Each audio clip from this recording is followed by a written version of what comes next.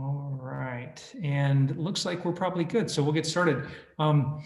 Welcome everyone, members, great to see you. Those of you that are followers of Madefor and are new to Madefor and coming in for the first time, it's great to welcome you as well. And most importantly, welcome to Libby Delana, our special guest today. We're really excited to have you. And I'm excited to have a conversation about Libby's story and I think its applicability to what you all are doing, both with Madefor and then just broadly in life. I think there's so much wisdom in Libby's story and how she talks about it. And it maps very well to what we do at Madefor, which is help people unlock the good inside themselves and really help people get into action in a way that is uniquely rewarding to them and sets them up on a path to live better for themselves, but also for everyone around them. So I'm excited for our conversation today. First time we haven't had sound. So and just a note, if anyone can't hear us or if your mics are unmuted, if you can mute, that would be great. Awesome. Great. So I'll set a little bit of context, and then we'll get started with Libby and have her share some of her stories. So I think as an outset, we've all been in a place where maybe we felt something wasn't right with our current situation. Maybe it wasn't as joyful as it once was, or maybe we're finding that we're on a path that is unsustainable and it feels like something at some point is going to break. We don't know what, and maybe we don't even know how to put our finger on what is exactly wrong or what to do about it. But we felt this, maybe this push of inertia that life somehow is pushing us along, and we've lost our ability to control the things that we care about, or the ability to move towards the things that bring. I don't know at what point I cut out, but in short, what I wanted to say is that we've all been in this place where we felt maybe we were on an unsustainable path or something wasn't right, but we might not know how to put our finger on exactly what that thing is or how to get back on track. But the truth is, at any point, in any day, at any moment of any day, we can choose to change our path, to move differently in such a way that is uniquely rewarding to us and helps us get back on track and feel like we are living our best life. So we're stepping more fully into our lives. So today I want to welcome again Libby DeLana. Libby has had many roles, so a wife, a mother of 2 boys, advertising executive for 30 plus years, an elite US national level rower, entrepreneur, and most recently the author of Do Walk, Navigate Earth, Mind, Body, and Step by Step, Mind, Body, Step by Step by Libby Delano. So it's an amazing book, and we're going to dive into her story because I think in many ways she is the personification of what we work on at Madefor, and she represents, and her story represents this idea that self-love, commitment, mindset, the power of a small step, and that by simply getting into action every day in a consistent manner, that we can transform our lives. So almost 10 years ago, Libby was in a place where, by all external metrics, she was successful.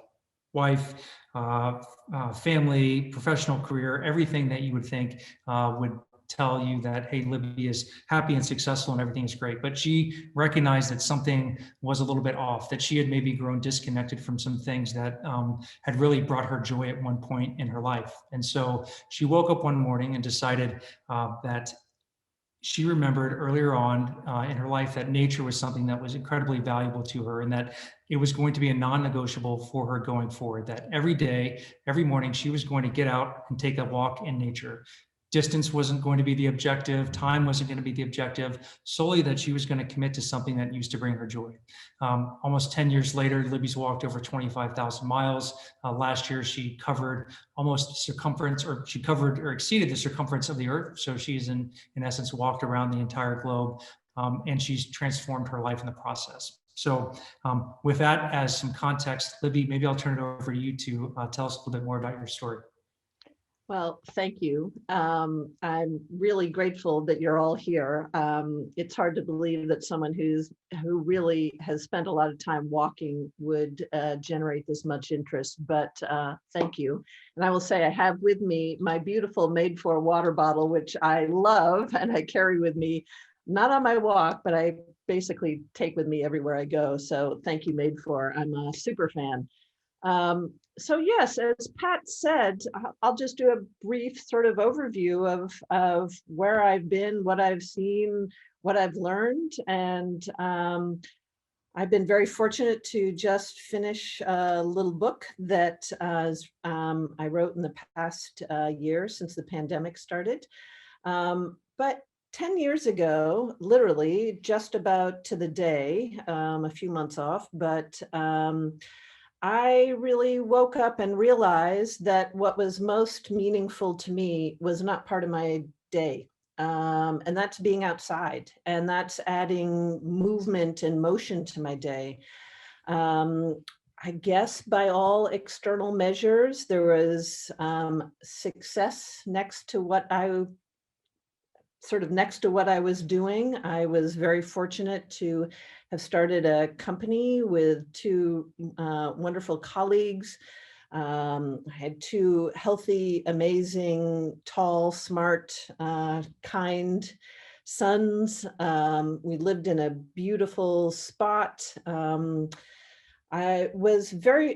very privileged. But what I realized, maybe not but, and what I realized was that there was a real component of what was essential to who I was that I hadn't acknowledged, that I had put aside, that I honestly didn't honor. And what I began to do was to think about, well, how can I weave that into my day? And for me, what it is being outside. And so I'm not sure what the actual impetus was for the moment or the day, but I woke up and I realized we don't make time for things that are important.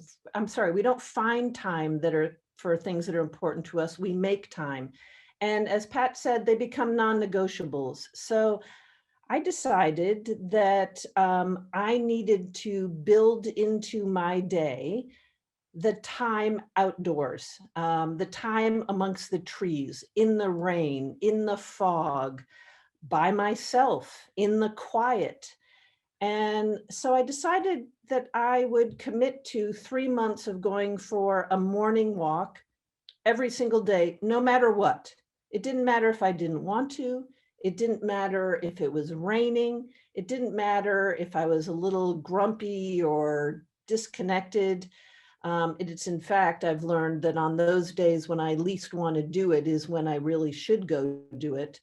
But I just committed to that. And so for those 3 months, regardless of any external components, I went for a walk. And it wasn't about pace. It wasn't about mileage at all. In fact, I think in the first few days, I don't even know how many miles I did, but it wasn't a vital part of the conversation. It was literally get outside, hear the birds, see the trees, see the sun come up, see my community wake up. And what I quickly realized was it was a transformational act for me. And it was about the commitment to myself and to that time. It was a commitment to something I loved, I mean, truly loved. And it was a commitment to offering, I often say it's an act of radical self-care, a radical love. It was putting into my day something that I knew was really essential that I hadn't paid attention to previously. And so out I went, and I've never stopped. I know it's very Forrest Gumpish. And the 25,000 miles is quite honestly inconsequential. There are many people I've come across that I've spoken to who've done several laps around the earth. But for me, I guess the moment that I realized, at a quick sort of calculation at the end of 2019, based on roughly the mileage I do, I thought, well, that's actually quite meaningful.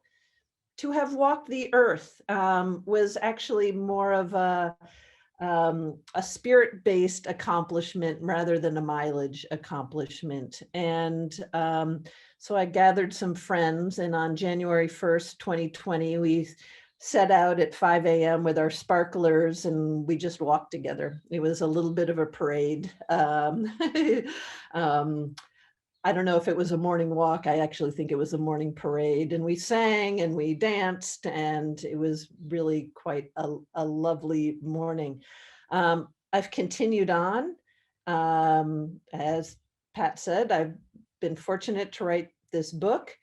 I think walking's having a moment. I'm very fortunate that next week on Thursday, there'll be a piece in the New York Times about this, which is kind of mind blowing.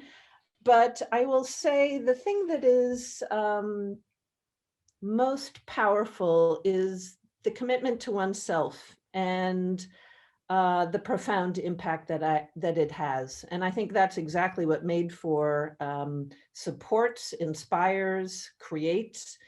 My morning walk is not meant to be a monumental gesture. It is meant to be step outside, commit to being in the elements, in and amongst the trees, provide a space for problem solving, for self-care, I have found during the pandemic, I've taken my earbuds out, and it's in that quiet where I've found a lot of answers.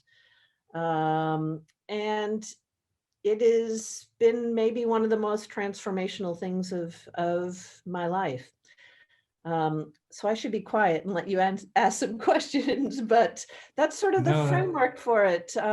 It is also, I have to say, having spent a lot of time in the ad business, I'm an art director by trade, it is actually something that really improved my work. So every day when I would go out, I would take a picture. Most of them are really butt ugly. They're not worth looking at, but the reason I would take it was an act of accountability for myself. So if I were a writer, I might come home and journal. But I'm a visual person, so I would take a picture and post it to my Instagram feed. And that Instagram feed was for nobody other than myself. It was a gesture of saying, pause, look, see. And I often say that it is that practice over the course of 10 years that actually taught me how to see, not just look, but to truly see. I'd often do the same loop. I go past this beautiful dilapidated barn, but every day it would look different. I would be different. The sunrise would be different. The weather was different. My mood. And so it's just that sort of grounding that really truly taught me how to see. And I thought I was someone who knew that based on my work. But so that's sort of a quick run. No, it's not so quick. Rundown. It's amazing, Libby. Thank you for giving us that context and background. You know, this wouldn't be Madefor if we didn't bring science into this. But and Andrew, I apologize that Andrew's not on at the outset.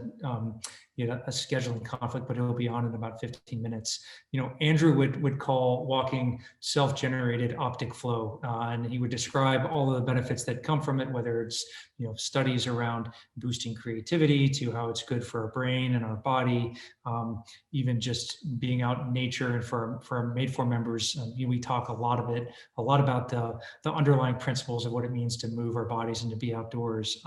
So we'll get to the science, and I think, you know, even outside of the act itself, it's more about the consistency of the practice, and maps very well to how we talk about this ability to rewire our brain, and our brain being really a proxy for our behaviors and for our mindset. And Libby, you know, in your book, you mentioned that you defined walking as a mindset. And I'm curious, when you say that, what do you mean by that walking is a mindset? And how maybe has your practice changed your mindset over the course of the last 10 years? Yeah, it's a great question. I don't think anybody's asked me that before. I think at first it was a physical act. It was something to accomplish. It was something to do. And now I crave it. I use it as a tool for so many things. And it's quite honestly, it's not about the steps I take. It is about what's generated as a result of the walk. I love to say that emotion needs motion. So for me, in terms of it being a mindset, what it does is adding motion to my day or to my emotion unlocks a whole lot for me. So I don't know if that's really a mindset, but I guess what I've found is that there has never been a walk where I haven't come home and felt nourished, inspired, maybe soaking wet, maybe hungry, but it's always positive. There's always something when I get home that has been improved because I've gone for it. And I think maybe not to be too esoteric, but it's something about just really committing to myself. It's an act of love because I know I love being outside. And so maybe that's the mindset. Is it I think it's somewhere in there. Yeah, yeah. No, I'm glad it's cool that you ended with that, because I had written down next to this that later on in your book you said that walking is an act of love, and so maybe the idea is that you're building a mindset of self-love.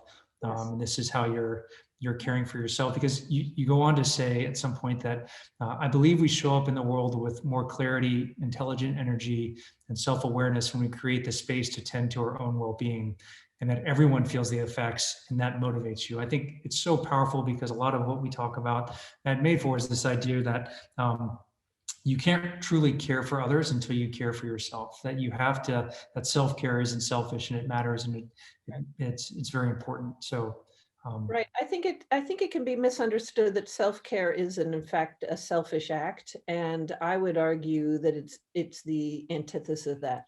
That it's until I take care of myself and my well-being, that everybody feels the energy that you show up with. And once I've tended to that, and I've been outside and I've been in the rain, and I've seen this morning, it was just an absolutely gorgeous morning. I feel better. I've tended to some things that maybe are a little prickly, and I've spent some time with them and nourished them, understood them, seen them, heard them. So yes, it is a tending to my own needs, but hmm, but really it is in trying to bring to the world something much more nourished, whole, creative, inspired, healed in that process. amazing, amazing. Um, you said something that I found, well, let me even back up. From the outside looking in, and maybe for some of the members that are on, we see Libby, very successful as an author, has walked around the entire earth, and it seems so grand and so unachievable.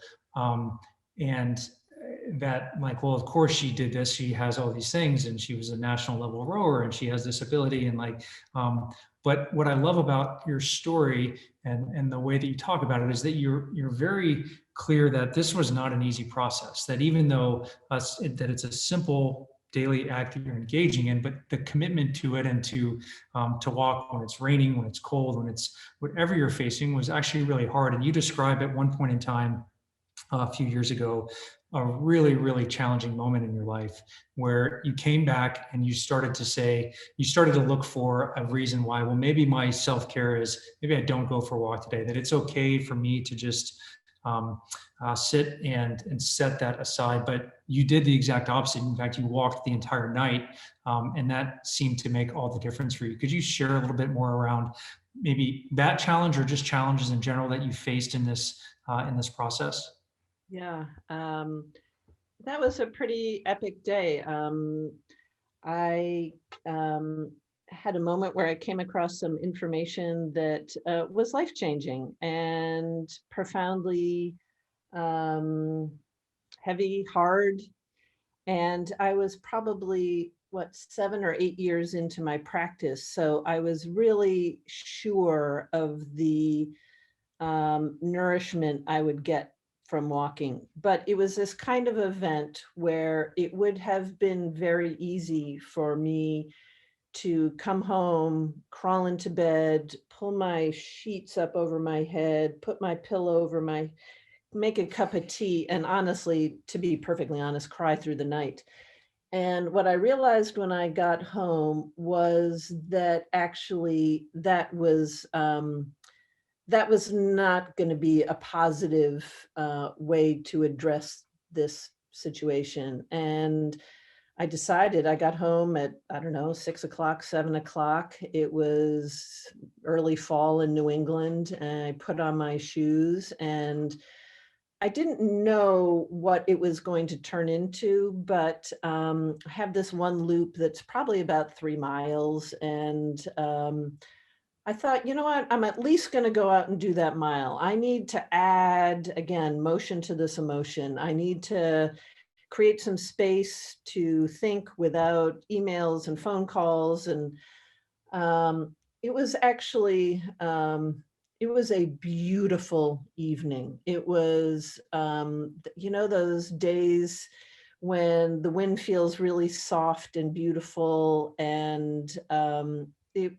the leaves hadn't turned yet. It was a very gentle day. It's not to go over the top on this, but in terms of weather, it sort of felt like being held. I don't know. It was a beautiful day. In any case, I did one lap, and I came sort of by my front door, and I thought, okay, so are we going to keep going, or are you going to climb home and get into bed? And I did that throughout the night. And what I found is each lap, quite honestly, it was in a way, it was a grieving process. Each lap, I had a different emotion. So honestly, lap number 1, I was screaming, excuse my language, at the effing top of my lungs.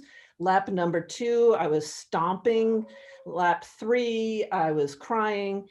And it was only because I think I had that practice for a number of years that I began to realize that actually the most generous thing I could do was to be out and walking. It was actually a beautiful moon also. So yeah, there have definitely been days when walking has been a lifesaver.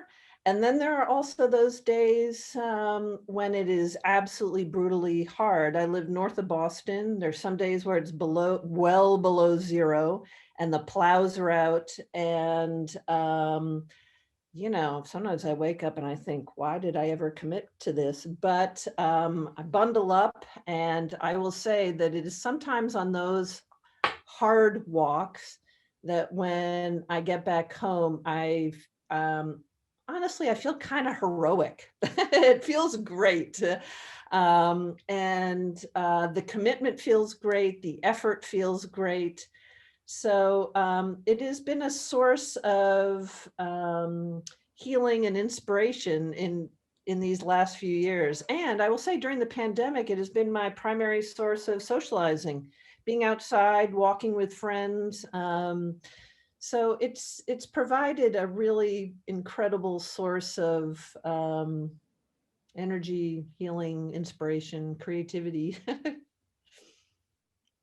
Amazing, amazing. You share at some point, in your story, you say that you realized at some point along the way that the challenge and pain wasn't something that was meant to be avoided. It was meant to be understood, and that you were able to use this process to give you some perspective, give you some distance, but also to, as you say, apply some motion or some motion to the emotion. But I just think it's such a powerful point, and it maps very well to what we share with members, is that friction is actually a sign of progress, and that when you have to find yourself exerting more energy or more effort, it's not a sign of your inability to be successful or to get what you want, or to realize your goals, but rather that is what progress feels like, and that friction is a sign of tremendous opportunity.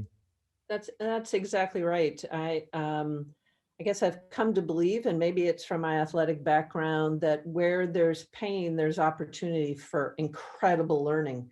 And so to your point, that one evening walking, leaning into it felt more, let's see, what's a good word? I was going to say interesting, but that seems very shallow, is more important rather than retreating from it and disappearing. And so the other thing that's so amazing about walking is the actual, and feels really cliche to say this, but is the step by step. I'm thinking of one walk I had this spring, and I don't know, I always do this. It's ridiculous. I went out way too long. I went out, and to turn around and come back was probably, so I went out probably 8 miles. I had 8 miles to come back. And of course, as I turned around, I realized, whoa, this headwind is really fierce. Like, hey, practically storm in my face, and I was soaked from head to toe. Well, here's the thing that's so amazing is the thing about walking, and again, cliche, is that step by step. And I remember thinking to myself, well, sure, I could call a friend to come pick me up. But the reality is the way I'm going to get through this is just singularly each step. And the only thing I'm going to focus on is that next step. I'm not going to focus on the 8 miles. I'm not going to focus on the headwind. I'm not going to hold as the dominant part of this story is how cold and wet I am. What I'm really going to focus on is literally the next step. And there, then I got to my car where there was hot tea, which was brilliant. Applauded myself for thinking about putting hot tea in the car. Just hearing you share that, Libby, makes me think there are age waivers available for SEAL training. So if you ever decide that you want to be a Navy SEAL, it might not be too late, because that is absolutely the mindset. Well, I don't know. I've been jumping out of airplanes lately. I don't know what's happened, but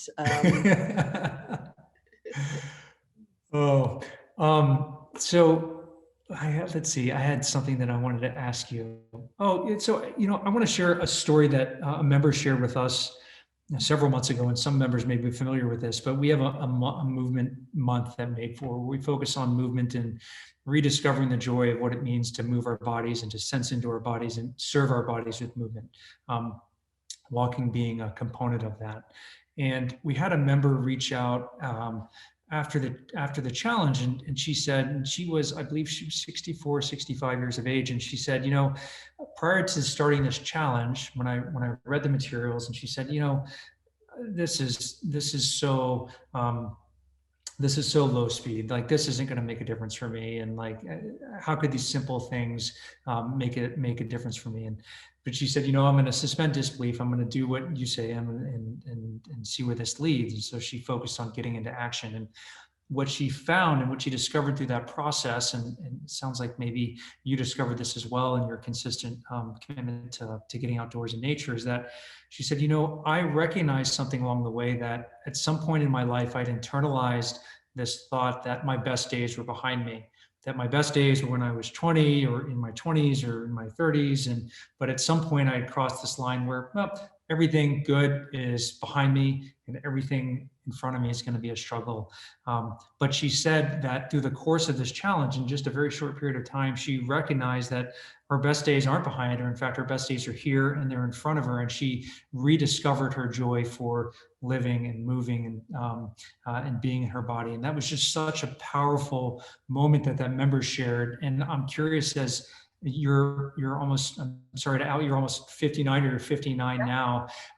Has this process and this commitment to this walk, has it put you in a place where you feel like your best days are in front of you as well? Absolutely. And no apology necessary. I am super happy to be 59. It's brilliant as far as I'm concerned. I think it's a really interesting question. I have to say, as someone who grew up as an athlete, I was very fortunate to row with the US team. Just a quick story, which is when I first got started, it took me probably 2, maybe 3 years to get over my ego, because my ego, based on what I had been doing, kept saying, what are you doing? You're walking. Why aren't you rowing every day and lifting weights and blah, blah, blah.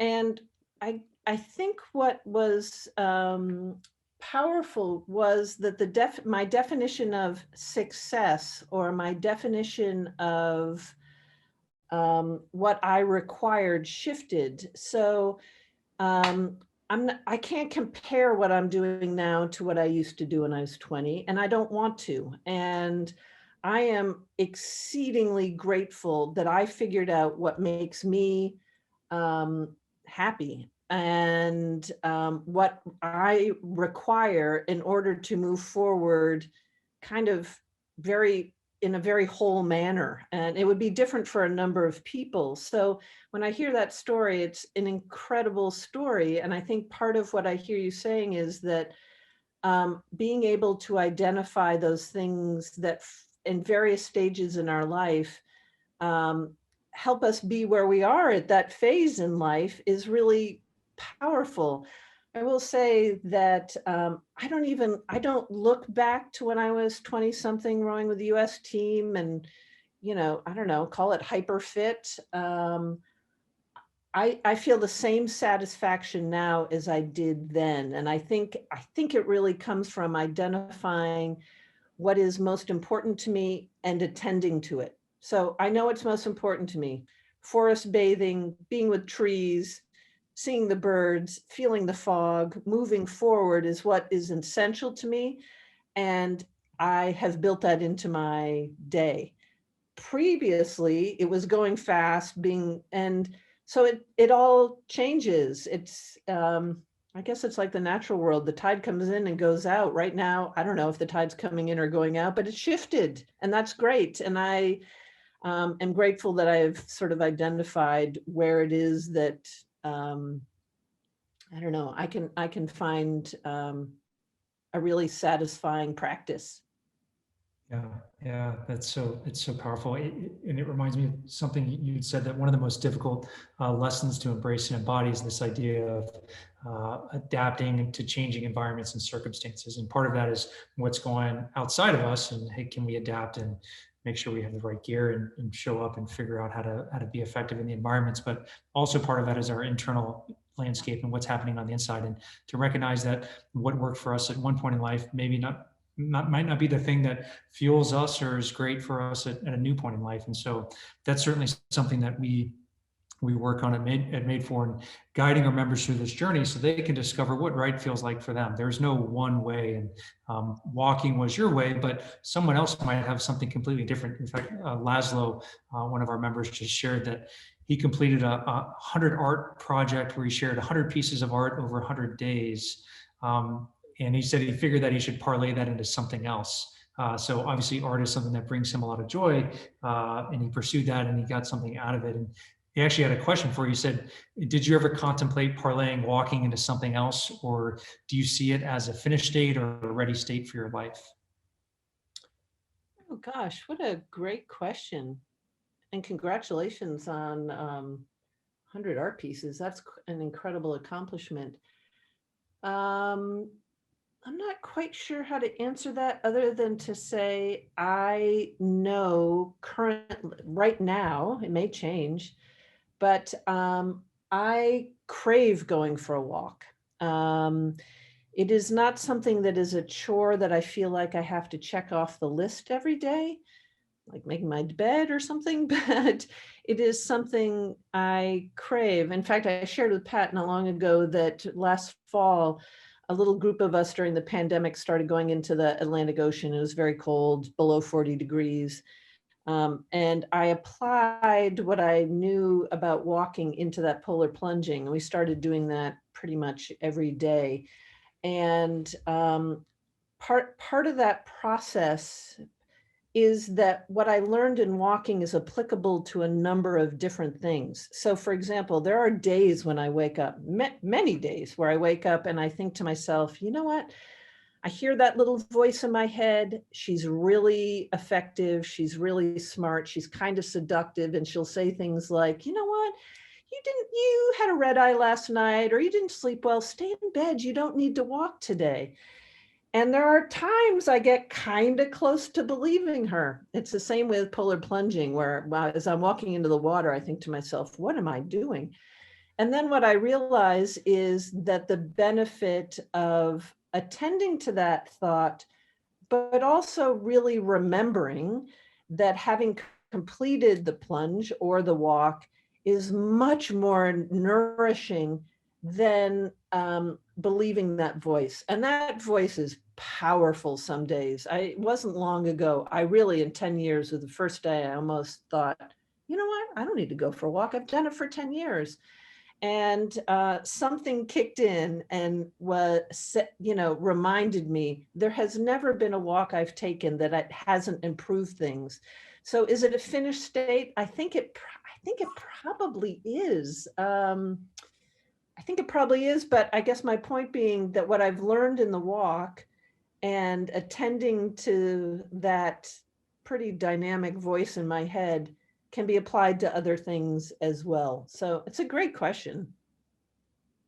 It's welcome, Andrew. I know Andrew just joined us, and Andrew, I'm gonna put you on the spot here in a second. But one of the things that Andrew has talked about in the past is that when you first wake up, you probably have something. We talked about this with Ethan Cross in a Basecamp a couple of months ago, but you have this internal chatter that's going on and these scripts that are running and dialogues, and you can actually run into some problems if you pay a lot of attention to those, or you wait what's happening inside that inner voice when you first wake up. And so Andrew said that's one of the reasons why getting up and getting into forward motion or self-generated optic flow is so powerful, because it gives you a chance to maybe quiet those, to identify, to separate yourself from that inner monologue. And then in that space, you can start to tune into, all right, what is worth paying attention to?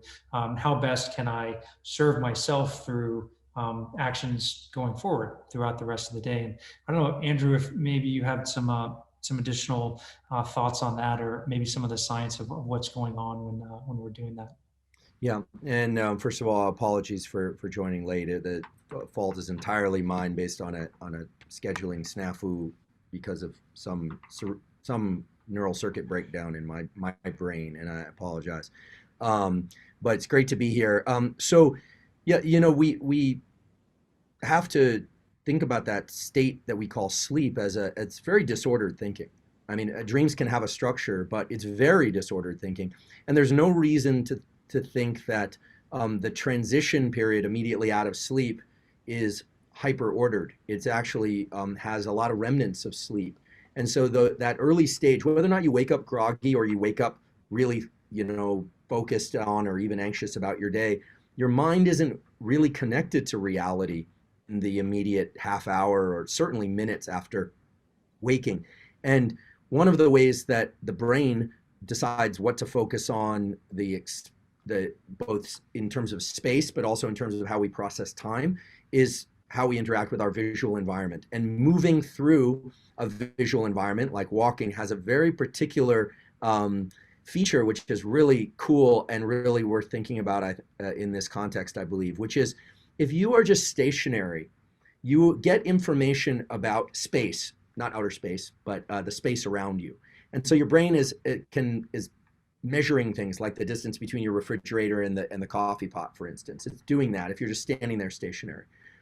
But if you are moving through space, the elements are changing over time. And so the fundamental role of the brain, aside from generating action, is to analyze things in space over time. So when you're moving, you might not be thinking, oh, that rung on a fence is going by, or that car drove by, but your brain is actually connecting to reality both in space and time. And this is one of the great benefits of walking or running or any kind of self-generated optic flow, as we call it. When you are stationary, you are gathering space information, but your understanding of time is actually very disrupted. This is the basis of a lot of forms of meditation, where you close your eyes and you enter a space of self-focus, turning your focus on a third eye center or breathing or something. You are literally creating a fluid time state because your eyes are closed and there's no motion around you. And the last point about this is that dreams and sleeping is a state of brain and mind and body where space and time are very fluid and you don't control them. So one of the best ways that I can imagine to anchor yourself in reality, to really connect to what is in a positive way, is to get into self-generated optic flow, to start measuring space and time. You don't have to say, oh, that car drove by, then that rung, and you don't want to actually physically measure things. Your brain will do that for you. So the act of walking first thing in the day is really the act of connecting to reality. Very, very, very powerful. Libby, how does that sound to you? Does it map to your experience? Oh, 100%. And thank you for joining, by the way. The way I phrase it is the space between waking and walking. What I'm trying to do is shorten that or make it frictionless. So between waking and walking, when I first started, I began to think about where are the little friction points in that. Did I need a reminder that I was going to go for a walk? Did I, at certain times of the year, I hate having cold toes. So where were the friction points between my waking and my walking? And what could I do to minimize those, to offer support? I started buying, unfortunately, they're not terribly environmentally friendly, but the little toe warmers. So there were little hurdles that I needed to overcome so that I didn't believe that voice in my head, which said, it's too cold, you shouldn't go. And in terms of sort of grounding for the day, to put order to the day, 100% the case. I always say to people, don't actually even talk to me until I've gone for a walk.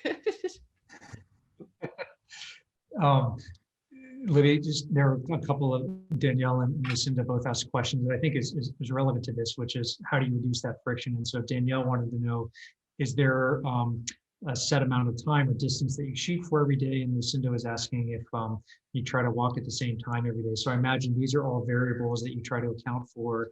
And so you don't have to think about, so you can just wake up and get into action. But would love to hear about that. I generally go at the same time every day. I don't use an alarm clock. I am a radically early bird. It's ridiculous. I think it's left over from rowing, where I'm used to getting up really early.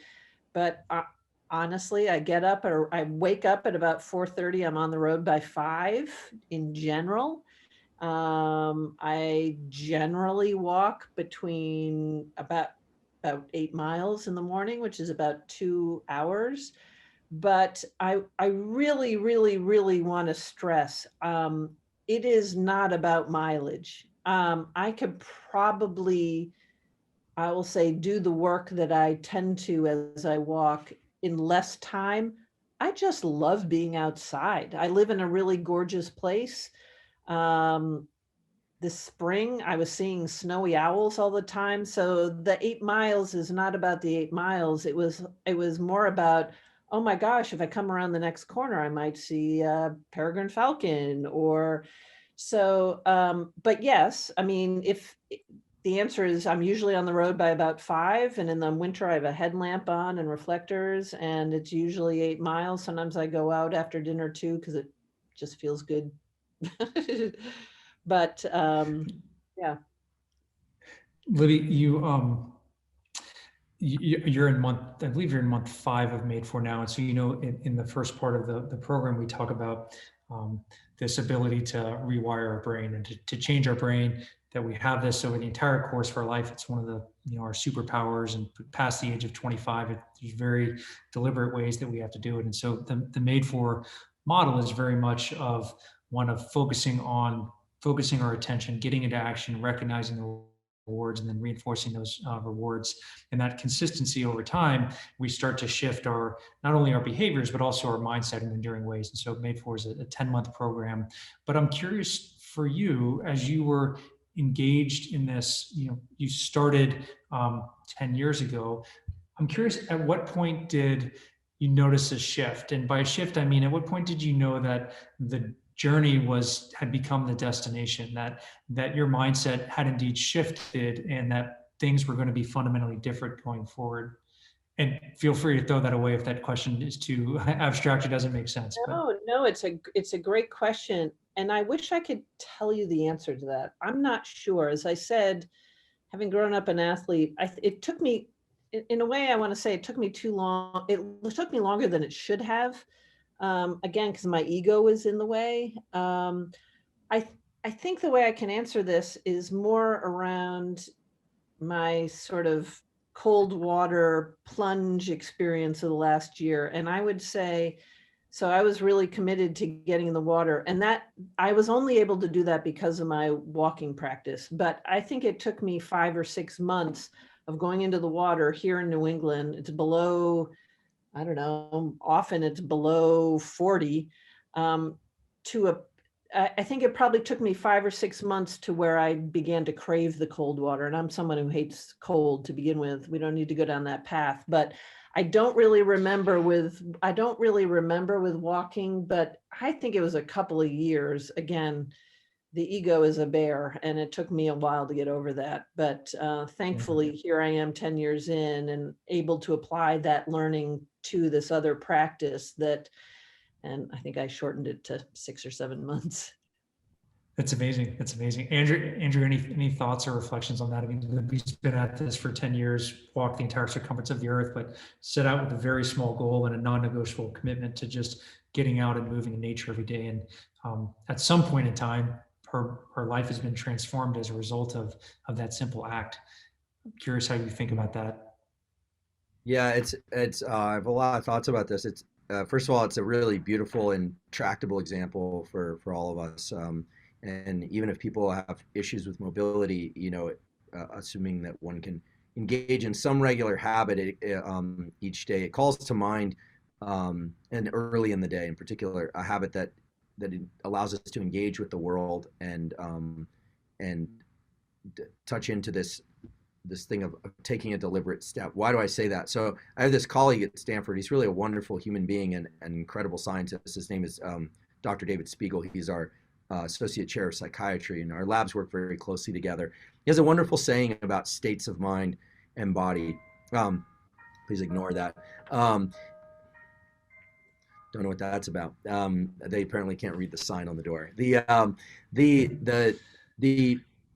Basically the statement that David makes all the time, because he does a lot of work on trauma, is it's not just about the state that you're in, but how you got there and whether or not you had anything to do with it.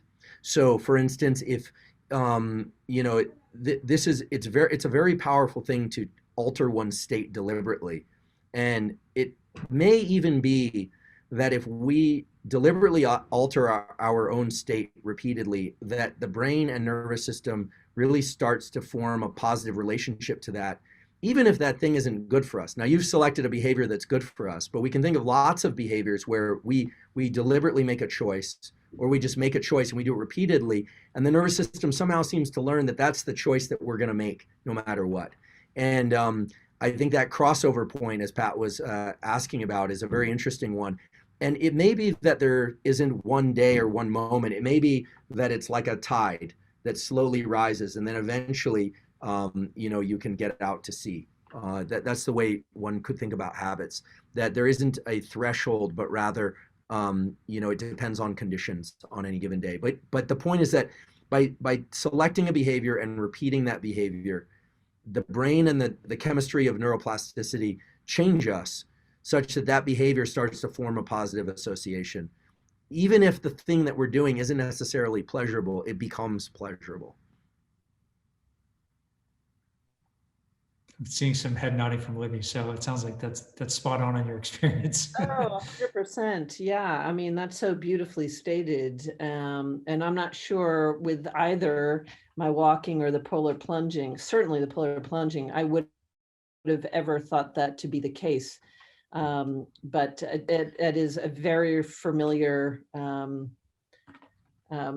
rendition of how I felt. Pat, I want to say something about when you talked about the journey had become the destination. I think in a way that's the summary of this whole thing, which is there's no there. I'm not going anywhere. I'm not trying to get to any place. The 25,000 miles around the earth is inconsequential in many ways. It's an interesting mile marker, but it is the path. It is each step. It is each moment where, honestly, to a degree, I have addressed something that is in my mind, my brain. I've looked at my brain or my thoughts and decided that the thing I've committed to is more powerful than the attributes or the storytelling that my, that my brain is telling me. And that journey only becomes powerful and strong through repetition. I mean, I would say that 75% of my walks, I start out with I don't know, whether it's, oh, a little bit of grumpy, or the weather is not good, or my shoe isn't fitting right, or I'm too cold. And it's only through that practice, as Dr. Huberman just said, which is, I know that the outcome, the journey of doing that walk is so much more powerful than any storytelling that's in my head. And it's only through that practice of having done it that I can count on that at this point. I know it without question. Yeah, one Very, thing very I'd love cool. to just, when we wake up, and even sometimes when we are well into our day, our thinking is flawed. All of us. It doesn't matter how bright we are, what we know. Thinking is flawed, and I've said before, and I still stand behind the statement. It's very hard to control the mind with the mind. If you are struggling to control your mind, you really need to look to your body. Why? Well, a cold plunge or walking connects a significant amount of your neurology, both in your brain and your body, to reality. You have to contend with the surface that you're walking on.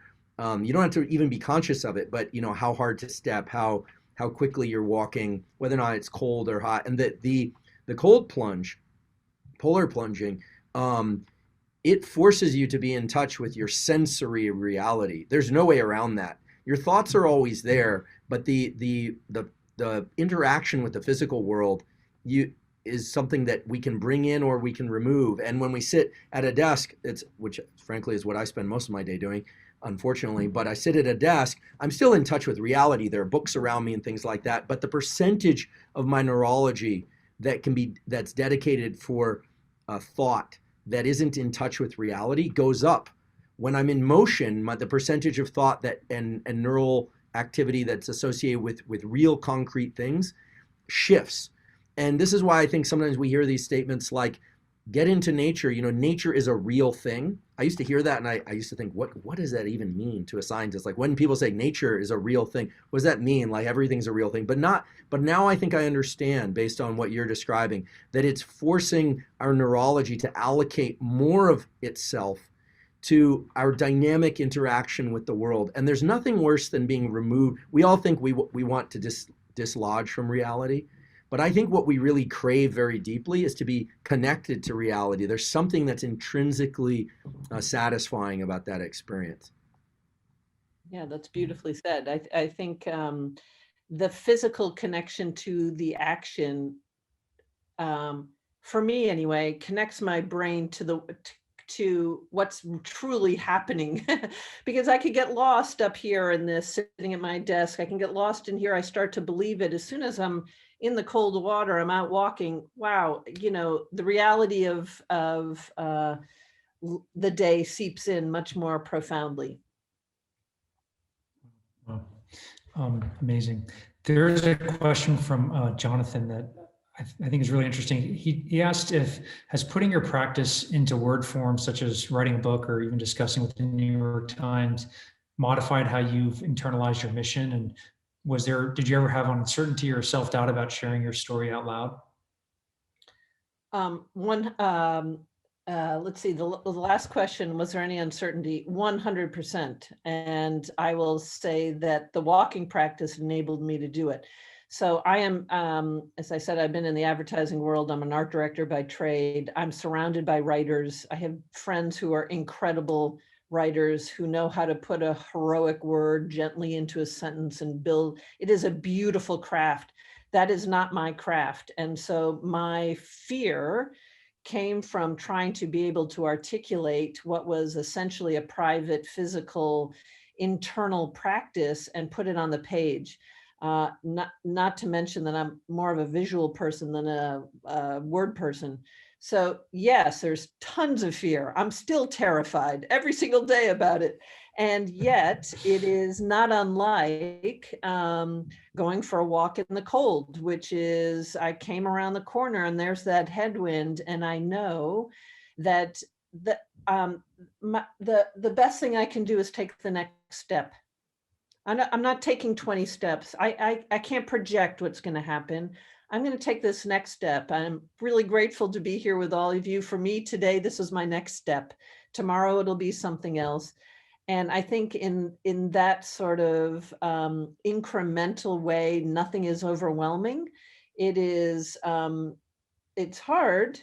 That headwind stinks. The cold sucks, excuse my language, but it's the next step. And so that's, I guess, what this process has taught me. But yes, it's terrifying. It is, absolutely.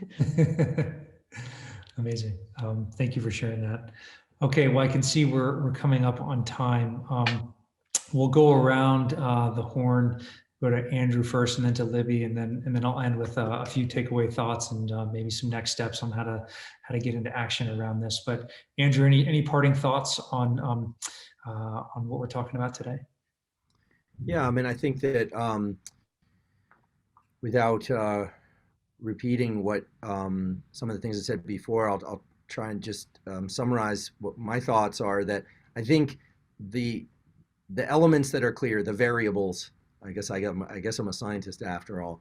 The variables that I see that seem to really be powerful levers in your story, and by this is by no means exhaustive. I would never try and talk about somebody else's experience for them, but from where I sit, it's just a fraction of the really amazing stuff you've done and the way you've brought it to the world, Libby. Is first of all that physical action of some sort is key. Physical action that moves us through physical space, because writing and journaling is beautiful too and has important features, but physically moving through space, I think, anchors us to a reality, allows us to allocate a certain portion of our neurology to something that's in the moment might not seem meaningful, but I'm certain that it's powerful and adjusts us in ways that not just for that moment, but make us better for other parts of our life. And then the repetition, that the sheer repetition of a behavior, and we all hear this, and it's it goes against all the kind of becoming superhuman with a biohack or something or anything like that. But that's probably why it works, is because it's not a mirage. It's a real thing. That repetition is a real thing, and has the real effect of changing the way that our nervous system works. And then the last one is something you just mentioned, Libby, which I just can't help but acknowledge, which is the anxiety that one feels of sharing their story and doing it so publicly. But just want to let you know that I think when people do that the way that you have, it really resonates deeply, and it inspires other people. And gosh, don't we all wish we could just remove the anxiety for ourselves and for each other? But I think that's the deal with the universe that we've all made, which is that we have to suffer through that a bit. But I just want to say thank you, because it's clearly worthwhile, at least on the receiving end. Amazing, Andrew. Thank you for saying that. Libby, do you have any parting thoughts or any takeaways you'd like to leave our audience with? No, I just thank you for those kind words. Thank you for having me.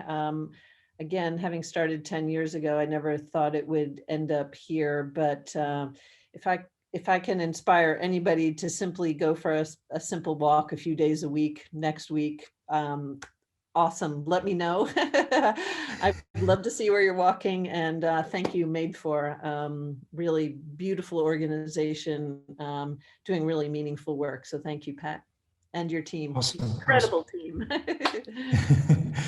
Amazing. Thank you, Libby. So I was taking a few notes during our Basecamp today, and I had 3 takeaways that I'd like to just bring to the surface, and then maybe one action step coming out of this. And so the takeaways that I came away with were that transformation doesn't come about in a day, and it doesn't have to come from big things. In fact, sometimes it can come from the smallest things, but it just requires consistent commitment to something that brings you joy. And if you can focus on savoring the joy that brings, focus on that moment, perspective will follow.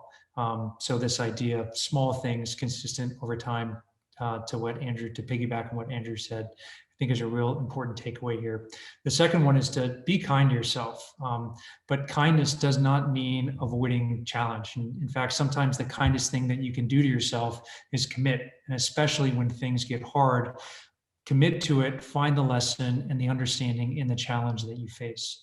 I just think, Libby, it's something that's so pervasive in your book, and this idea that challenge isn't meant to be avoided, it's meant to be engaged and understood. I think it's really powerful. And then maybe the last takeaway for me is that self-care is the ultimate act of service, and that if you start here, you will lift everyone else up in your life in the process. Certainly very central to how we think about things at Madefor, and why the work that you're doing every day for our members matters and is important, and why we should stay committed to the work we're doing. So anyways, those are some of my takeaways. For getting into action, the team has worked closely with Libby to create a 7-day text challenge that is pulling some of the key lessons from Libby's book and some prompts on how you can start this walking practice, start a morning walking practice, at least for a week, and start to feel some of what Libby feels and learn about some of the science behind it. So if you want to do that text challenge, you can text do walk, DOWALK, to 310-347-4586. The challenge will start on August 1st. We should be posting it in the chat as well. And if you follow us on Instagram, you'll see us post about it there. But check out the challenge. It's a great way to learn more about Libby's work. And also check out Libby's book. We'll be doing some giveaways on our Instagram handle over the course of the next week. The challenge is free, and the giveaways are also free. So it's the book is amazing. So please spend some time and check it out and show Libby some love there.